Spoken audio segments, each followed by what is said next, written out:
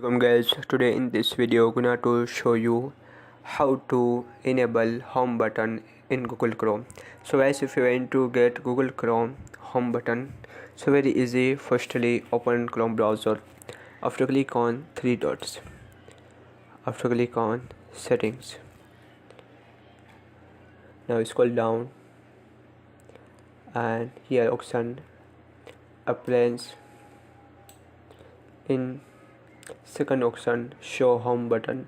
So guys, if you want to here show home button, so slash toggle on position, that is.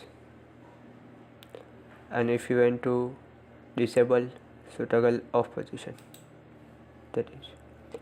If you want to enable or show home button, so slash toggle on position. Enter web address, that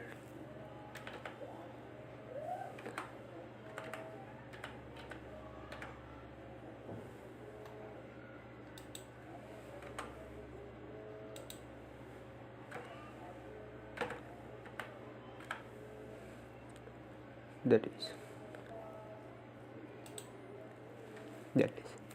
So guys, this is very simple and easy method if you want to enable home button in Google Chrome.